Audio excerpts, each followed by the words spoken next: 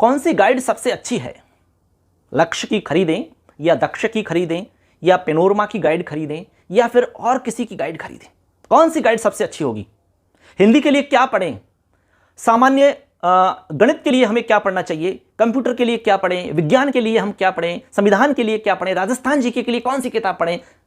अरे यार, कितनी सारी किताब पढ़ोगे?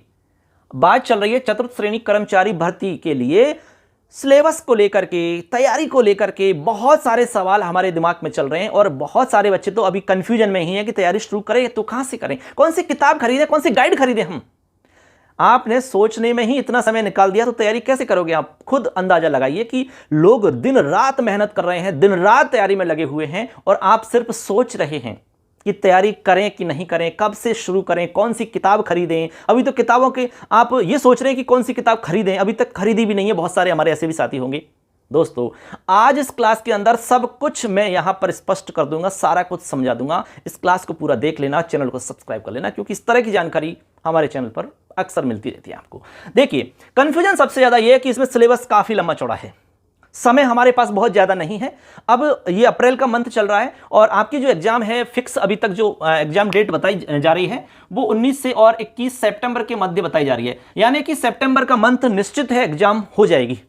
अब बहुत ज़्यादा समय हम इसे नहीं कह सकते हैं। हमारे पास देखिए मई, जून, जुलाई, अगस्त, यानी 4.5 महीने का आपके पास समय है। 4.5 महीने के अंदर आप क्या इन सब की अलग अलग बुक्स लेकर के पढ़ सकते हो? हमारे हिसाब से तो नहीं पढ़ सकते।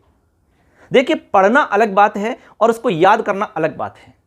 आपने किताब पढ़ ली, याद कुछ हुआ नहीं, जीरो है पढ़ना आपका, बेकार है आपका पढ़ना, समय खराब किया है आपने, कुछ नहीं किया। आपने चाहे 10 पन्ने पढ़े लेकिन याद हो गया, उसको कहते हैं पढ़ाई करना, वो है आपके लिए काम की। तो हमारा कहना तो यह है कि सेलेक्टेड बुक्स पढ़ो और कम से कम बुक्स पढ़ो, ज्यादा बार पढ़ो। यही शॉर्टकट तरीका है, यही सबसे अच्छा फॉर्मूला है। दोस्तों, हमने जो फॉर्मूला अप्लाई किया था, हमने जब फर्स्ट ईयर की तैयारी की थी तो बहुत ज्यादा बुक्स हमने नहीं पढ़ी थी।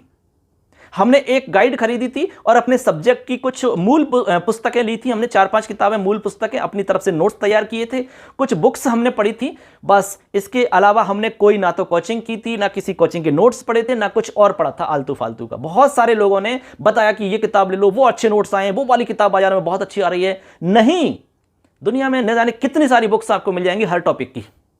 क्या उनको सबको पढ़ करके याद रख पाओगे? क्या नहीं रख सकते यार। आप एक किताब पढ़ लीजिए, कुछ एक मूल पुस्तकें पढ़ लीजिए, उनको यदि आप याद कर लेते हो तो मैं गारंटी देता हूं आपका सिलेक्शन पक्का है। 70 से 80% का मैटर आपका हर गाइड से मिल जाता है और इतने पर आपका सिलेक्शन हो जाएगा, ये गारंटी है।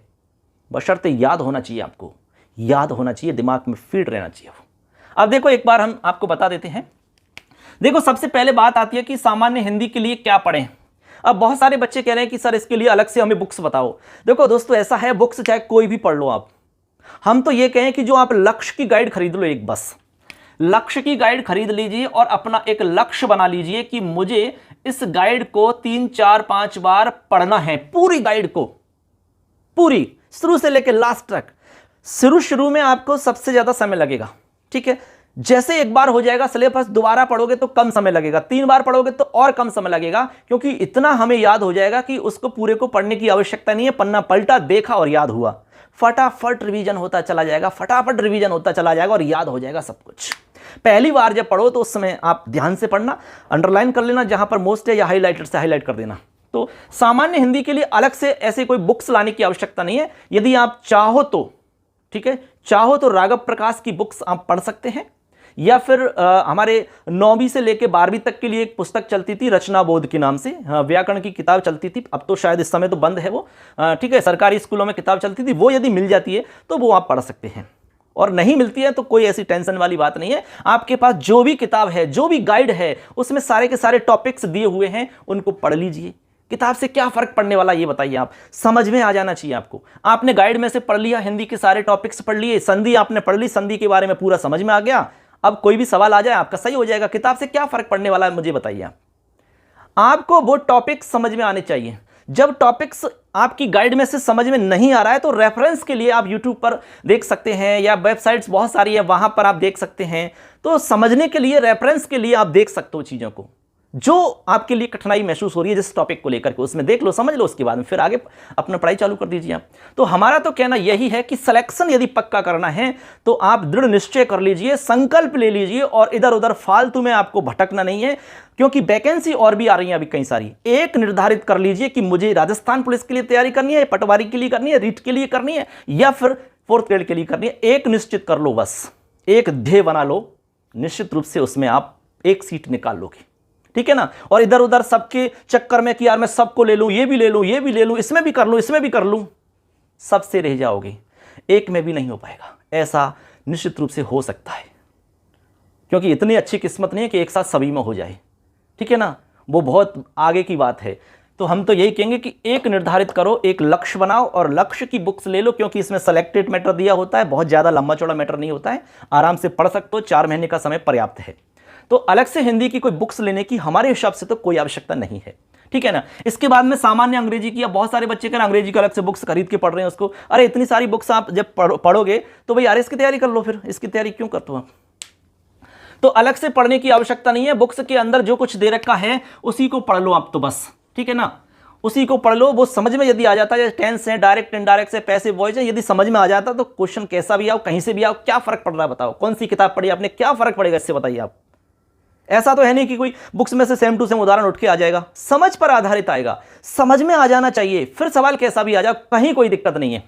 इसके बाद में सामान्य गणित की बात है, तो गणित के लिए आप भाई 9वीं और 10वीं की बुक्स देख सकते हैं, जो टॉपिक आपके चलते हैं, ठीक है ना। राजस्थान सरकार की तरफ से जो बुक्स अभी चल रही हैं स्कूलों में 9वीं और 10वीं क्लास की, यहां से आप समझ सकते हैं। चाहो तो आप 8वीं क्लास की भी बुक्स समझ सकते हैं, इसमें बहुत ही सरल तरीका से टॉपिक्स को समझाया हुआ होता है, तो ये आप रेफरेंस के रूप में ले सकते हैं, ठीक है ना। यहां पर बहुत सरल तरीका से बच्चों के अकॉर्डिंग यहां पर समझाया होता है, तो आप यहां से समझोगे तो तुरंत समझ में आ जाएगा आपके। हो सकता है आपको आवश्यकता पड़े तो 7th की किताब भी आप देख सकते हैं, ठीक है ना, 6वीं की भी देख सकते हैं यदि आपको लगे तो। जो टॉपिक आपके सिलेबस में दिया हुआ है उसी को पढ़ना है, जैसे गुणनखंड है, बहुपद है, जो भी टॉपिक है, तो आप 7वीं में समझ लो, 8वीं में समझ लो, 9वीं में समझ लो, 10वीं में समझ लो, 8-10 दिन का, 10-15 दिन का समय दीजिए, तुरंत समझ में आ जाएगा आपकी। बस प्रैक्टिस करनी है फिर तो आपको, और आपके पास लक्ष्य की गाइड है, वहां पे प्रैक्टिस करिए आप ऐसे। तो ये आप कर सकते हैं। इसके अलावा अब आगे चलते हैं जीके एंड जीएस की तरफ। ये 70 क्वेश्चन है इसमें। अब इन सब के लिए अलग अलग किताब खरीदने की बिल्कुल आवश्यकता नहीं है, बिल्कुल भी, ठीक है। जहां आवश्यकता होगी मैं आपको बता दूंगा। देखिए, राजस्थान का भूगोल, राजस्थान के भूगोल के लिए अलग से कोई बुक से खरीदने की आवश्यकता नहीं है, लक्ष्य की किताब में सारा कुछ कवर है। आप तो लक्ष्य की किताब से पढ़ लीजिए।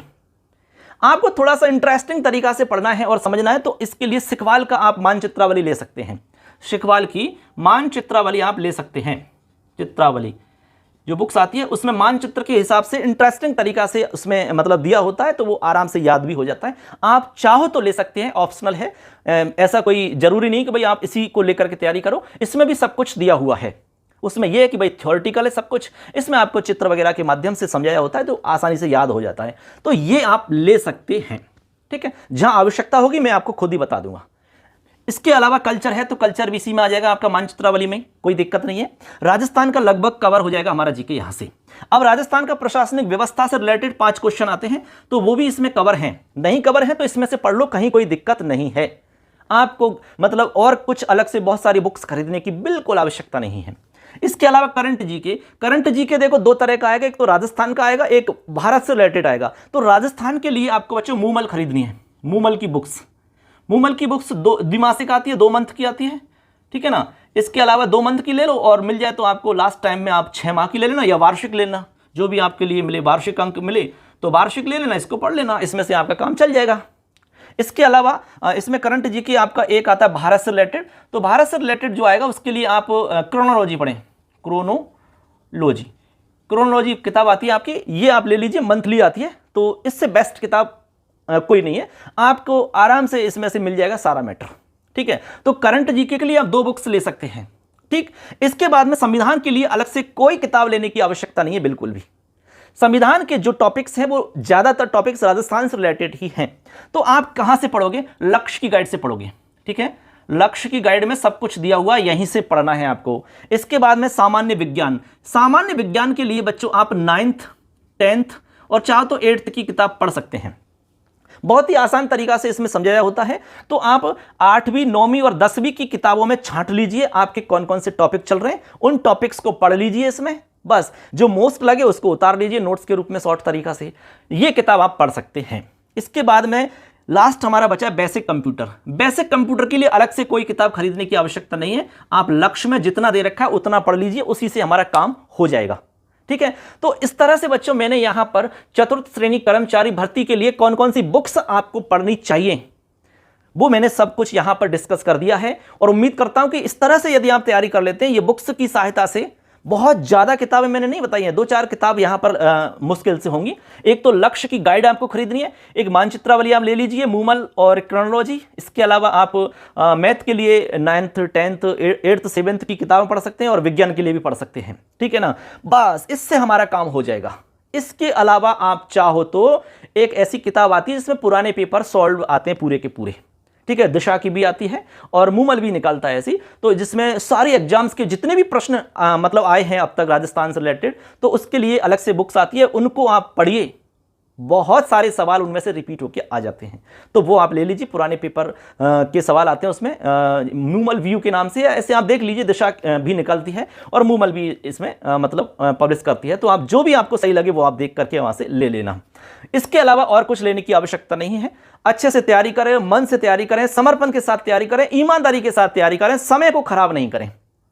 ठीक है, क्योंकि समय आपके पास बहुत ज्यादा नहीं है, लिमिटेड समय है, बस 4-5 महीने का समय है। सोचना नहीं है, तैयारी शुरू कर दीजिए। अब तक नहीं की है तो आज से भी करोगे तब भी एक सीट पक्की कर सकते हो, ये हमारा वादा है दोस्तों। तो हमारी तरफ से आप सबके लिए बहुत बहुत अग्रिम शुभकामनाएं। अब किसी भी तरह का कोई सवाल है, कंफ्यूजन है, तो आप पूछ सकते हैं। निश्चित रूप से सभी सवालों का जवाब देने का प्रयास किया जाएगा। तो उम्मीद करते हैं आपको अच्छे से समझ में आया होगा। निश्चित रूप से आपके लिए इससे लाभ मिलेगा, और कोई भी सवाल रहेगा तो उसके बारे में भी हम वीडियो लेकर आएंगे। तब तक के लिए जय हिंद, जय भारतम।